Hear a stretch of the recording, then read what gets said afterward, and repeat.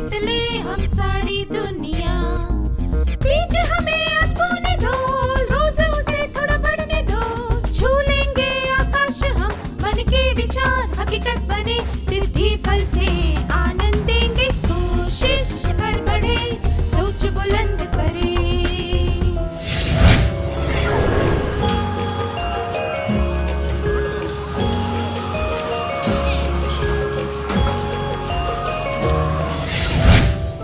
नमस्ते छात्रों, आप सबको देखकर खुशी हुई। क्या हम आज के सत्र की शुरुआत एक कार्यकलाप से करें? मैं आपको कुछ चित्र दिखाऊंगा। आपको यह पहचानना है कि ये चित्र कब और कहां लिए गए थे।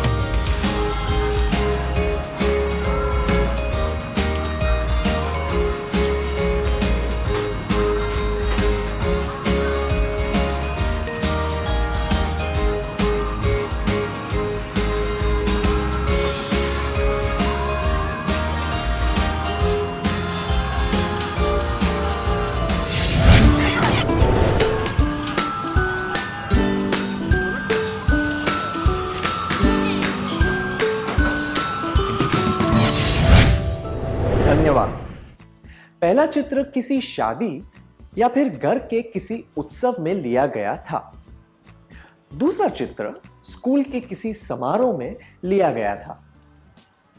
तीसरा चित्र किसी पार्टी या उत्सव में लिया गया था। और चौथा चित्र पिकनिक सैर करते वक्त लिया गया था। आपने सही जवाब कैसे पहचाने? आपने सही जवाब पहचान लिए क्योंकि हम सब यह मानते हैं कि जिन प्रसंगों की हमने बात की उनमें इसी तरह के कपड़े पहने जाते हैं। दूसरे शब्दों में कहें तो हर प्रसंग के अनुसार अलग तरह के कपड़े पहने पड़ते हैं। उदाहरण के लिए हम स्कूल के किसी समारोह में या फिर शादी में जाएं तो वहां पर साधारण कपड़ों में जाना अजीब लगता है। सभ्य समाज के कुछ नियम होते हैं। उन नियमों का पालन करके हम यह जताते हैं कि हमें ये नियम स्वीकार है। केवल कपड़े द्वारा नहीं बल्कि अपने व्यवहार से भी हमें नियमों का पालन करना होता है। उचित व्यवहार अपनाने से हम सुखद जीवन व्यतीत पर पाते हैं। आइए हम अलग अलग प्रसंगों से संबंधित उचित व्यवहार के बारे में चर्चा करें। इस सत्र में हम खास प्रसंगों के बारे में बात करेंगे। वे कौन से खास प्रसंग हैं जिनमें आपको बार बार हिस्सा लेने का मौका मिलता है? क्या आप चर्चा करके एक सूची बना सकते हैं?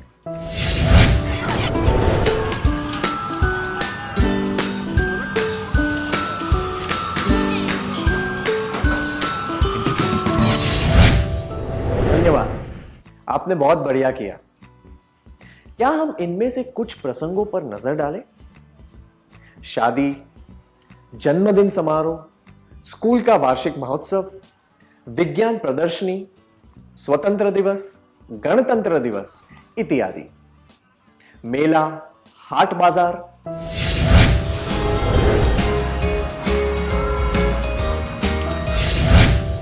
हमने देखा कि शादी, जन्मदिन के उत्सव और परिवार के दूसरे प्रसंग सामाजिक प्रसंग होते हैं। फिर कुछ प्रसंग स्कूल से संबंधित होते हैं और कुछ हमारे गांव या शहर से संबंधित होते हैं। इन सब प्रसंगों में हमें दूसरों के साथ समय बिताना पड़ता है। हमें मान मर्यादा में रहते हुए शिष्ट व्यवहार करना होता है। आइए इस सत्र में हम इन सब बातों के बारे में जानें। सबसे पहले कपड़ों के बारे में बात करते हैं। एक कहावत है कि कपड़ों से आदमी की पहचान होती है। इसका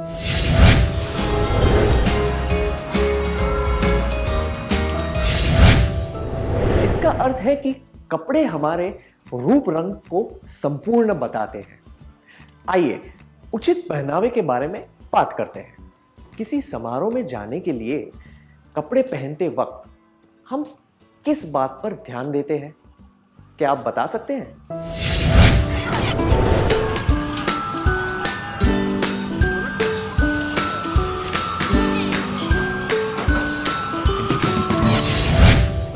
बिल्कुल सही।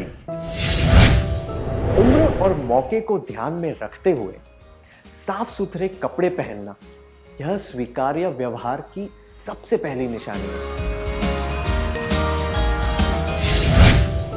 कपड़ों पर ध्यान देना बहुत जरूरी है। हम जिस तरह के कपड़े पहनते हैं उसके आधार पर लोग हमारे बारे में राय बनाते हैं। भड़कीले कपड़े पहनकर लोगों का ध्यान अपनी ओर खींचने के बजाय शांत रंगों वाले कपड़े पहनने चाहिए। अगली चीज जिसका बहुत प्रभाव पड़ता है वह यह है कि बातचीत करने का तरीका क्या होता है। सामाजिक प्रसंगों में बातचीत करनी ही पड़ती है। यह जानना जरूरी है कि किसी भी प्रसंग में हमें उचित तरीके से बातचीत करनी चाहिए। रघु के घर का गृह प्रवेश था। उसके पहले दिन किसी और देश में बहुत बड़ा भूकंप आया था और अखबारों और टीवी पर यही खबर दिखाई जा रही थी। एक दोस्त उस बारे में बात करने लगा। तभी दूसरे दोस्त ने अपनी निजी अनुभव के बारे में बताया। उसने बताया कि किस तरह भूकंप की वजह से सारी इमारतें गिर गई थी।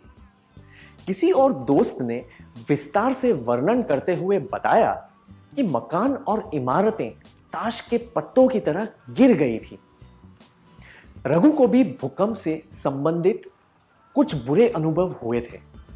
क्या उसे भी अपने अनुभवों के बारे में सबको बताना चाहिए?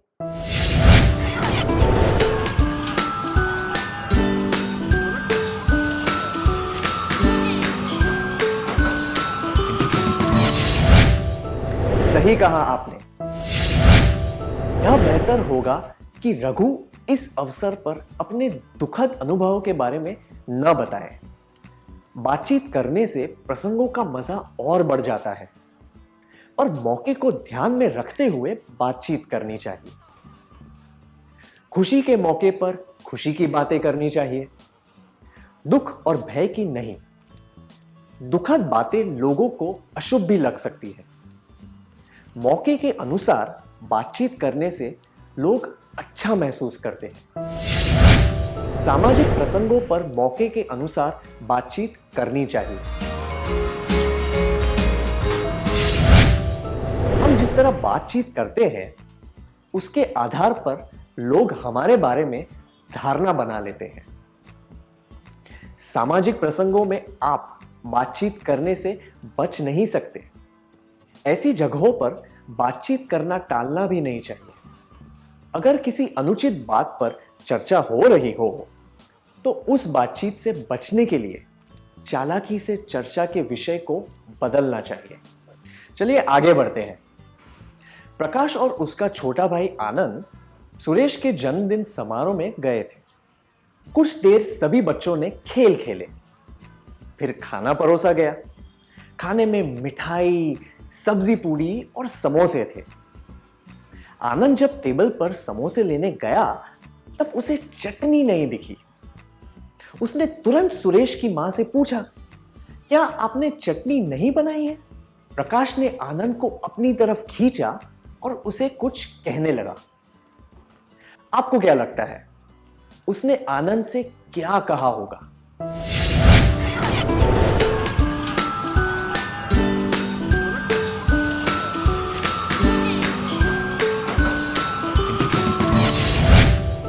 सही कहा। प्रकाश ने आनंद से कहा होगा कि उसने सुरेश की मां से ऐसे प्रश्न पूछकर उन्हें शर्मिंदा क्यों कर दिया। आनंद को नहीं पता था कि ऐसी बातें नहीं पूछनी चाहिए। जब हमें कोई अपने घर बुलाए तो मेहमान के तौर पर हमें उन्हें खुश रखना चाहिए। हमें ऐसा कोई काम नहीं करना चाहिए जिससे उन्हें शर्मिंदा हो। हम किन तरीकों से मेजबान को आराम महसूस करवा सकते हैं? क्या हम वीना के उदाहरण द्वारा यह जानने की कोशिश करें? वीना अपनी सहेली माला की शादी में गई। वह मौके के अनुसार तैयार होकर अपनी सहेली के लिए तोहफे में किताब लेकर गई। वह अपने कुछ दोस्तों से बहुत समय से नहीं मिली थी।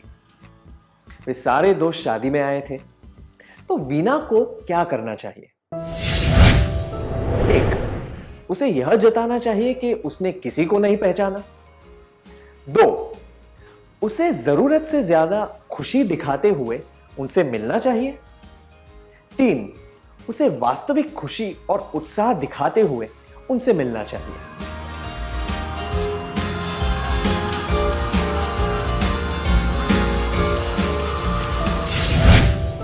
उसे वास्तविक तौर पर खुशी और उत्साह दिखाकर उनसे मिलना चाहिए।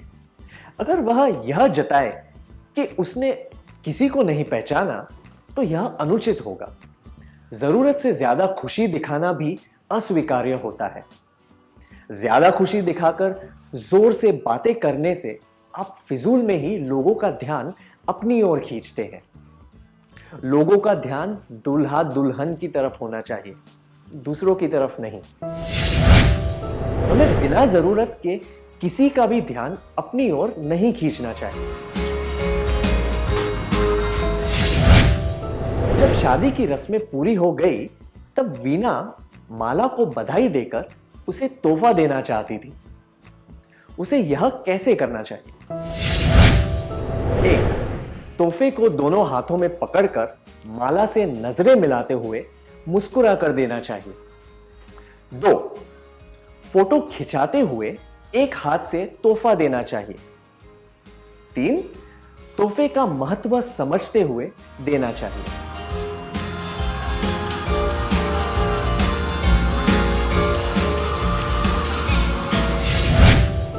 उसे तोहफे को दोनों हाथों में पकड़कर माला से नजरें मिलाते हुए मुस्कुरा कर देना चाहिए। तोहफा देने का यही सही तरीका है। फोटो खिंचाते हुए एक हाथ से तोहफा देना नहीं चाहिए। हमारा ध्यान उस व्यक्ति की तरफ होना चाहिए जिसे हम तोहफा दे रहे हैं, कैमरा की तरफ नहीं। हमारी संस्कृति में एक हाथ से या फिर उल्टे हाथ से तोहफा देना उचित नहीं माना जाता। तोहफे के बारे में बात करने से तोहफा देने का मजा चला जाता है। दूसरे लोग भी नवविवाहित वर वधू से मिलना चाहते हैं, इसीलिए उन्हें इंतजार भी करवाना ठीक नहीं होता। हमें मेजबान मुख्य अतिथि का ठीक से अभिवादन करना चाहिए। मौके के अनुसार उचित फूल, फल, मिठाई, किताब इत्यादि लेकर जरूर जाना चाहिए। खुशी से नजरें मिलाते हुए दोनों हाथों से तोहफा देना चाहिए। वधू को तोहफा देने के बाद वीना आगे बढ़ गई। तभी उसे माला की मां मिली। उन्होंने वीना के हाथ में कुछ चीजें दी और कहा कि वह यह चीज माला के भाई को दे दे। वीना को क्या करना चाहिए? एक, उसे कहना चाहिए कि क्या आप मेहमानों के साथ ऐसा व्यवहार करते हैं? दो, उसे कहना चाहिए मैं उसे ये सब कैसे दूंगी, मुझे नहीं पता वह कहां है। या फिर तीन, उसे कहना चाहिए कृपया मुझे ये दे दीजिए, मैं सारी चीजें ठीक से पहुंचा दूंगी। क्या कोई भी दो विद्यार्थी आगे आकर इस दृश्य का अभिनय करके दिखा सकते हैं?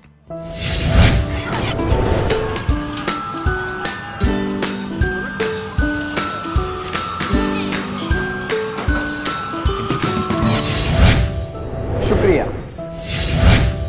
क्या आप मेहमानों के साथ ऐसा व्यवहार करते हैं? यह कहना बहुत ही गलत और अनुचित होगा। यह कहना भी अनुचित होगा कि मैं ये सब कैसे दूंगी, मुझे तो नहीं पता कि वह कहां है। इससे यह प्रतीत होगा कि आप मदद नहीं करना चाहते और बहाने ढूंढ रहे हैं। यह कहना कि कृपया मुझे दे दीजिए, मैं सारी चीजें ठीक से पहुंचा दूंगी, सबसे उचित होगा। मेजबान उन्हीं लोगों से मदद लेंगे जिन्हें वे अपने करीबी मानते हैं। ऐसे मौकों पर हमें खुशी से उनकी मदद करनी चाहिए और उनकी भावनाओं का सम्मान भी करना चाहिए। इसीलिए हमें हर प्रकार से दूसरों की मदद करनी चाहिए। माला के भाई को सारी चीजें देने के बाद वीना अपने दोस्तों के साथ खाना खाने बैठ गई। किसी सब्जी में नमक कम था, इसीलिए एक दोस्त सबके साथ मिलकर उस बात पर मजाक करने लगी। वीना को क्या करना चाहिए? 1. वीना को भी दोस्तों के साथ मिलकर मजाक करना चाहिए। 2. दोस्तों से कहना चाहिए कि इस तरीके का मजाक ना करें। या फिर 3. खाना परोसने वाले को जोर से आवाज लगाकर नमक मंगवाना चाहिए।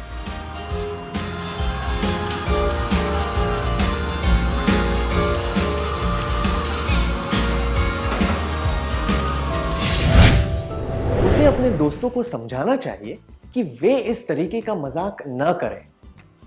शादी जैसे बड़े प्रसंगों में इस तरह की कमियां हो ही जाती है। जोर से कुछ कहना, आलोचना करना या फिर मजाक उड़ाना ठीक नहीं होता। इससे मेजबानों को शर्मिंदगी महसूस होती है। हमें खुद को उनकी जगह पर रखकर उन गलतियों के बारे में सोचना चाहिए। खाना परोसने वाले को जोर से आवाज देकर नमक मंगवाना भी सभ्य और उचित नहीं होता। जब वे आपके टेबल के पास हो तब उन्हें धीरे से नमक लाने को कहा जा सकता है। इसीलिए हमें किसी के बारे में कोई बुरी बात नहीं कहनी चाहिए। गलतियां निकालकर मेजबानों को शर्मिंदा नहीं करना चाहिए।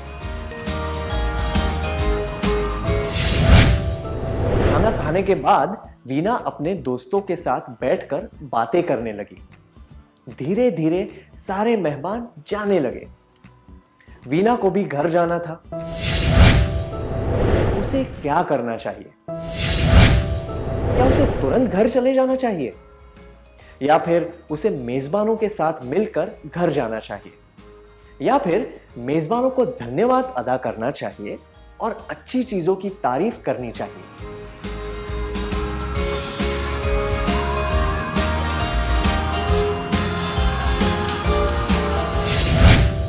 किसी को बताए बिना जाना उचित नहीं होगा। मेजबानों से मिलकर जाना ठीक होता है, पर सबसे उचित यह होता है कि आप उनको धन्यवाद दें। जो चीजें आपको अच्छी लगी हो उनकी तारीफ करनी चाहिए। शिष्टता को ध्यान में रखते हुए हमें हमेशा मेजबान से विदा लेकर जाना चाहिए और उन्हें धन्यवाद देना चाहिए। अगर हमें कोई चीज पसंद आई हो तो उसकी प्रशंसा करनी चाहिए। हमें कोई चीज पसंद आई हो तो उसकी प्रशंसा करनी चाहिए। जाने से पहले मेजबानों को धन्यवाद देना चाहिए और उनकी सराहना करनी चाहिए। जब वीना बाहर जा रही थी तब उसने दीपा को जल्दबाजी में अंदर घुसते हुए देखा। उसने दीपा से पूछा, क्या तुम अब आई हो? तो दीपा ने कहा, हाँ, मुझे लगा कि अभी कुछ समय बाकी है, इसीलिए मैं किसी काम में व्यस्त हो गई। काम करते करते मुझे समय का पता ही नहीं चला और देर हो गई। इस बात पर वीना ने जवाब दिया, देर से आना तो तुम्हारी पुरानी आदत है, और वह वहां से चली गई। क्या दीपा को शादी में देर से आना चाहिए था? इससे हमने क्या सीखा?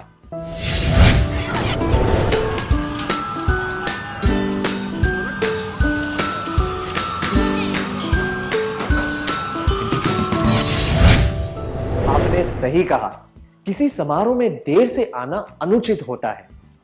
हमें अपने सारे काम समय से निपटा लेने चाहिए ताकि हम कहीं भी देर से ना पहुंचे। हमें किसी भी समारोह में समय पर जाना चाहिए। अब आपके लिए एक कार्यकलाप है। कल्पना कीजिए कि आप एक समारोह में जा रहे हैं। समारोह अभी अभी खत्म हुआ है और आप घर जाना चाहते हैं। आप मेजबान से किस तरह विदा लेंगे? इस दृश्य का अभिनय करने के लिए मुझे 2 छात्र चाहिए जो यहां स्वेच्छा से आना चाहते हो। तो यहां कौन आना चाहेगा?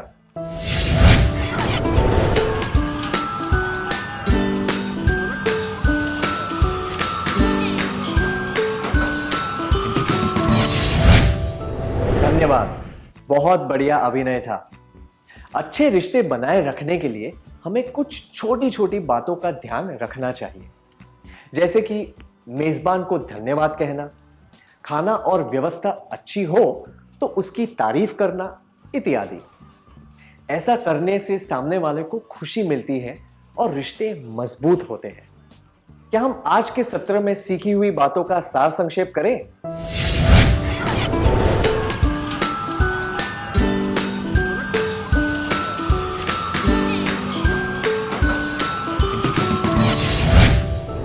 उम्र और मौके को ध्यान में रखते हुए साफ सुथरे कपड़े पहनना यह स्वीकार्य व्यवहार की सबसे पहली निशानी है।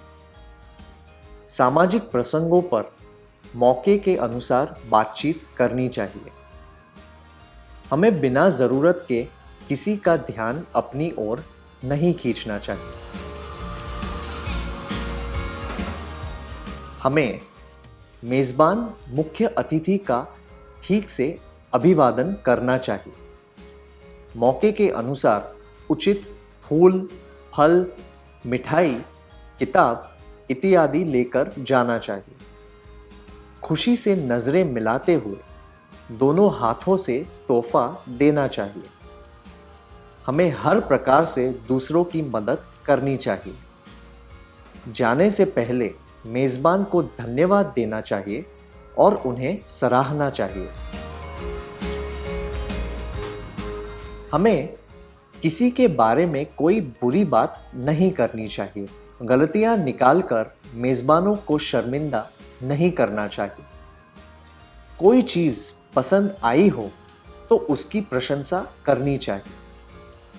जाने से पहले मेजबानों को धन्यवाद देना चाहिए और उनकी सराहना करनी चाहिए। समारोह में समय पर आना चाहिए। इतनी अच्छी तरह सार संक्षेप करने के लिए धन्यवाद। आइए अब हम कुछ गृह कार्य लिखें ताकि इस सत्र में सीखी हुई बातें हमें ठीक से याद रहें।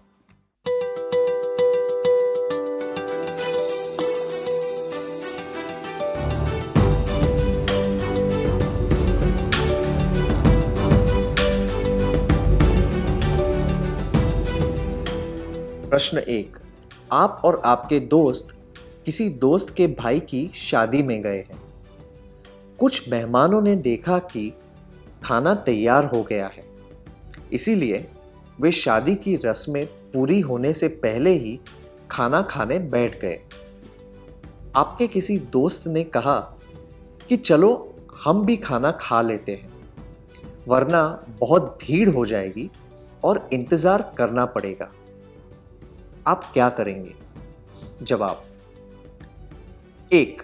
मैं भी जल्दी से दोस्तों के साथ खाना खाने बैठ जाऊंगा या जाऊंगी। 2। मैं उनसे कहूंगा या कहूंगी कि वे मेरे लिए जगह रोक कर रखें।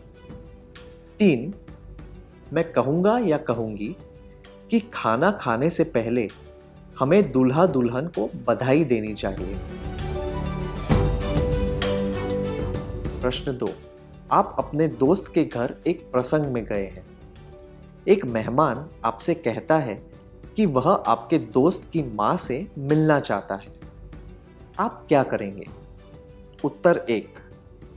मैं कहूंगा या कहूंगी आप यहीं पर खड़े रहिए, वह कुछ देर में यहां जरूर आएगी। 2। मैं कहूंगा या कहूंगी वह यहीं पर होगी, आप आगे जाकर क्यों नहीं ढूंढते? 3, मैं उनकी मदद करूंगा या करूंगी ताकि वे मेरे दोस्त की मां से मिल सके।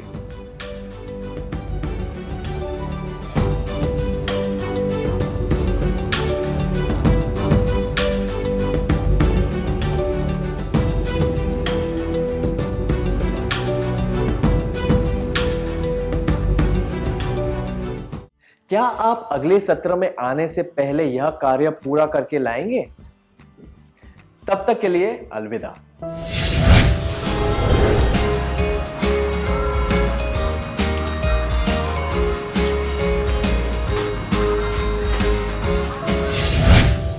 नमस्ते छात्रों, आपका स्वागत है।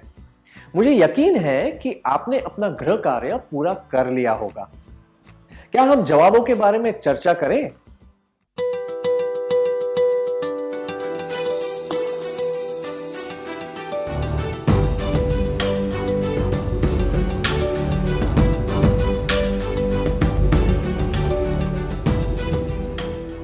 प्रश्न 1, आप और आपके दोस्त किसी दोस्त के भाई की शादी में गए हैं। कुछ मेहमानों ने देखा कि खाना तैयार हो गया है, इसीलिए वे शादी की रस्में पूरी होने से पहले ही खाना खाने बैठ गए। आपके किसी दोस्त ने कहा कि चलो हम भी खाना खा लेते हैं, वरना बहुत भीड़ हो जाएगी और इंतजार करना पड़ेगा। आप क्या करेंगे? ये दोनों जवाब, मैं भी जल्दी से दोस्तों के साथ खाना खाने बैठ जाऊंगा या जाऊंगी, और मैं उनसे कहूंगा या कहूंगी कि वे मेरे लिए जगह रोक कर रखें, अनुचित है। यह जवाब, मैं कहूंगा या कहूंगी, खाना खाने से पहले हमें दूल्हा दुल्हन को बधाई देनी चाहिए। उचित है, क्योंकि हम किसी भी शादी में नवविवाहित वर वधू को बधाई देने जाते हैं, इसीलिए हमें इस बात को प्राथमिकता देनी चाहिए। यही सही शिष्टाचार है। आपका जवाब क्या है?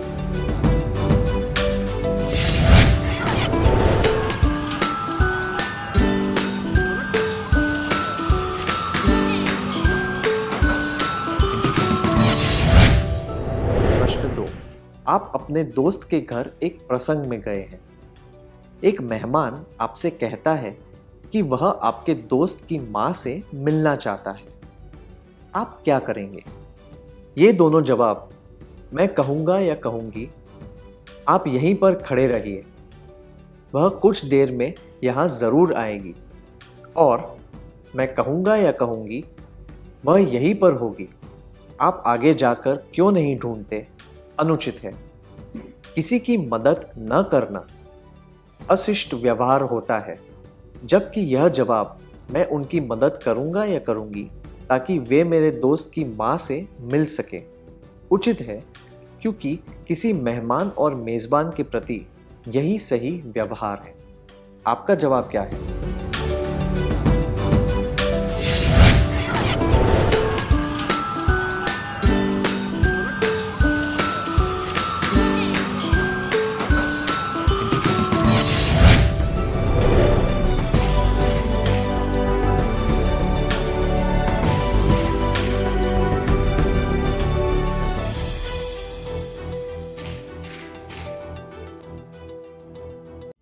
जिन छात्रों ने सारे सही जवाब पहचान लिए थे, उन्हें बधाई। क्या हम अगले सत्र की ओर बढ़े?